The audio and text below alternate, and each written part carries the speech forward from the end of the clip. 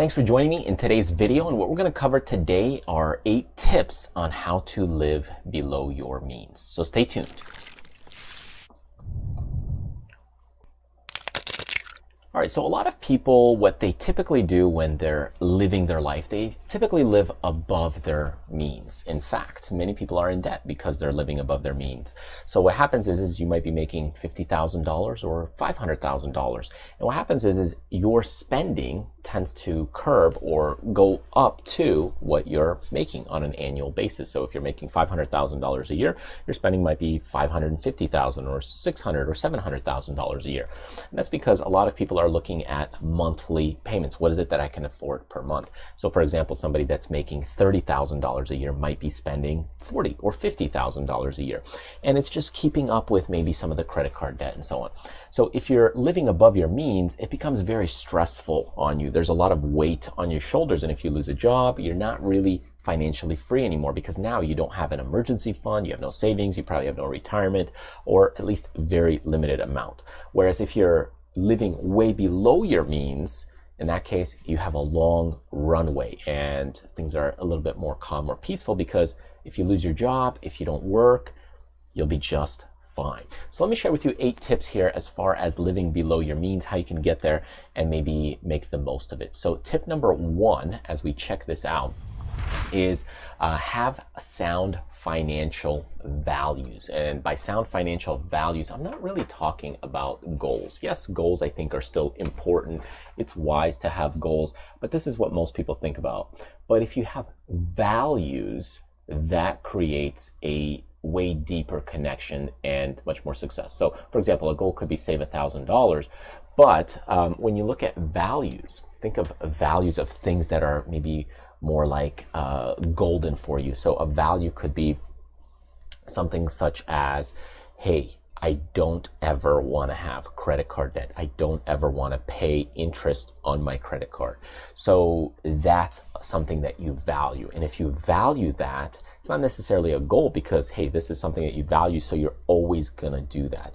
Or for example, my value proposition is I never buy a brand new car off the lot, because the minute you buy it, you take like a 10 or 20% hit right off the bat because now it's used. So you could always just buy a car that's 1 year old or 2 year old. So again, it's a value that you go ahead and propose for something that's a little more expensive. So anyways, having those kinds of things in your mind where you have values rather than goals can really transform your personal financial situation. It's a whole different ballgame than just looking at a goal, because you may or may not hit a goal, but a value is something that sticks with you for life. Okay, let's look at number 2 here. And number 2 is pay yourself first. I know this is kind of a cliche. A lot of people have probably said this before if you're into watching a lot of financial things. But paying yourself first is very important. So let's say you're bringing home a paycheck. I don't know if you're weekly, bi-weekly, monthly, but let's say you're bringing in $5,000. Well, if you can go ahead and take $1,000 of that and pay yourself, whether that's in your investment account, whether that's in your savings account, but it's going into you, whether that's in your learning or education.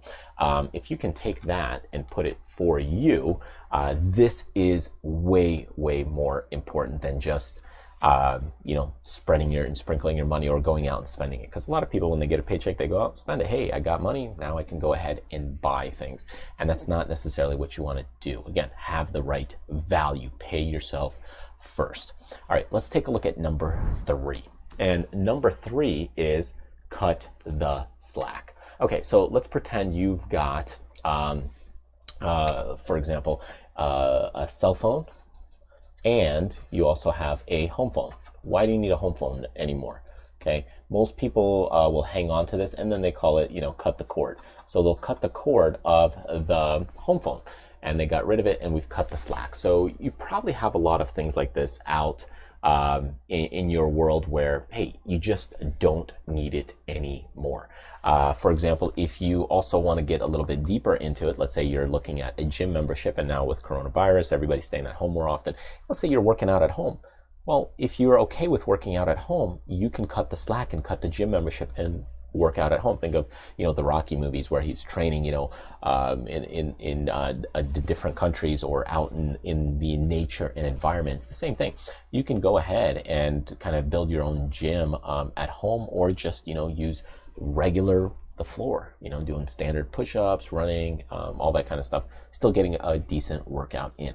So anyways, cut the slack of things that you don't need, things that you're spending on that's just kind of a waste. So some people have done this with, television, phones, that kind of thing, and that really helps you out. So let's take a look at number 4. And if we check this out, number 4 is buy used if possible. We've already talked about the car concept. So if you go ahead and pretend you're spending $30,000 on a car, well, if you buy it, the same model, maybe used, you might end up spending $22,000. So think about it. The percentage difference here is huge, and that could save you quite a lot of money when it comes to buying these kinds of things. Obviously, you're buying a house probably used. I would say most people do, unless you're building brand new. But again, that wastes a lot of time if you're making decisions. But the point is if you buy used, that's great. That's fantastic. Let's say we're looking at a piano. If you're looking to buy a new piano versus a used one, you could probably get a good deal. Let's look at a computer. Maybe you buy a 1-year-old computer. Again, you could buy used. Now, I'm not saying you need to buy used for everything, but if it makes sense for you, if you don't need the brand newest, top of the line, then go ahead and buy used. It can save you quite a lot, especially with larger purchases like vehicles or things that depreciate very quickly. Okay, let's check out number 5. Number 5 is buy the right size.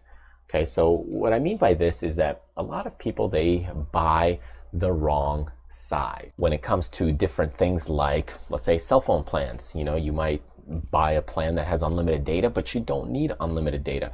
Or you buy a house that's huge. Maybe it's 20 bedrooms, but you don't need 20 bedrooms. You might need only 3 or 4.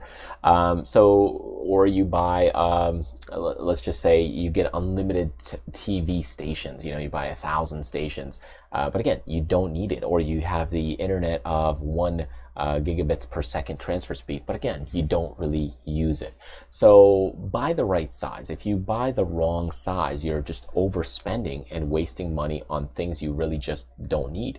Again, there's a lot of slack there, which if you go ahead and refer back, it's kind of cutting the slack, but really you're trimming here in this case. So think of this as, your house, your internet speed, your phone, data plans, those kinds of things. Cut the slack of in a way, but buying the right size is what you're really looking at. Okay, let's check out number 6 here. And if we go in number 6, it's don't buy on impulse and emotions. A lot of people buy on impulse and emotions. It's like, oh my God, I love this pair of shoes, or oh, I just gotta have it. So if you've ever said those types of words before you bought something, you've probably bought on impulse. Now, yes, there might be some things where you just love, but if you've bought a large purchase just out of the blue, you didn't plan on it, or you weren't thinking about it in the past, then you're probably buying on emotions or impulses. That's a different story if you actually have been thinking about it, planning it, looking for deals, and now you see it and you say, oh, I gotta have it. That's a different story because you've kind of been planning it out for a couple of weeks or months. But if you just randomly come across an item that you just haven't seen before, maybe you weren't even thinking about buying it, but it's a larger purchase and you bought it, and maybe you already have a bunch of it, like let's say a new pair of shoes, and you've got 20 pairs of shoes that you haven't worn, and just buying shoes because you like having shoes, then probably it's an emotional purchase, and it's one that's something that you just don't need. So these are impulse purchases and emotional purchases. Let's take a look at number 7 here. And number 7 is avoid interest if possible. Interest is huge when it comes to credit card debt. It starts building up. Yes, you might have interest on a house, a house or car loan. It is possible, but if you can avoid the interest when it comes to the credit cards, that would be ideal. So stay away from that because those start to add up very quickly, especially if you're dealing with 18, 22% interest. It just keeps you in that a hole where you just can't get out of it. And that's why credit card debt is just so bad. It's just you're paying a huge amount just for the interest, just to have lower monthly payments, and that debt just keeps to snowball and snowball and snowball, and that really becomes a problem. Okay, last one here I want to share with you, and it's a big one, and that is change your money mindset. If you really get anything out of this, it's really changing your money mindset. If you can focus more on rather than the goals, you look at the values. But if you change your money mindset, it's kind of like, hey, if I go ahead and think about, hey, not spending, or think about don't buy on impulse and emotions, think about the value of money. If you can change those habits and the way that you perceive those habits, the way that you act on those habits, you'll be way better off. Of course, there's rules here that you could think of, and I can memorize these rules. Okay, I don't do this, I don't do that, I don't do that. But if you can just focus on changing your behavior, the rest will fall in line. But that's the difficult part. Many people, it's very difficult to change that behavior because you're already in your routine. You got your flow, you got your life. But if you can just make one change for one thing, like let's say at any time you go in and now you buy maybe a coffee, instead of buying a coffee at maybe in a more expensive place, you always get the small, so that way it's cheaper. And then eventually you downgrade maybe to a different place where it's even cheaper. Or anytime you go ahead and you buy something that's a little more expensive, that's over, let's say $200, you say, hey, I'm going to give myself 1 week to think about it. That way you're not buying on impulse. So if you create like these habits in your life, or these routines, or these like trigger points, you'll be way better off. And that's really where things start to fall into place. So changing that money mindset, and you can start doing this by doing some rules in place, and that should help get you going. But ultimately, that's what you want to do, is once you start changing those habits, and if you can do that for about 30 days, that should break those habits in. It should change your money mindset, the value, the way that you see things, and put you on a better path. Anyways, I hope this helps and gives you some takes and insights on really having a way to go ahead and save some more money in your life, to change those money habits and get some more financial freedom, to increase the runway, so that way you're not living paycheck to paycheck. So live below your means, so that way you could have a brighter future ahead financially. Thanks for joining me, and I hope you check out the website and subscribe to the channel if you're brand new. I'll see you in the next video.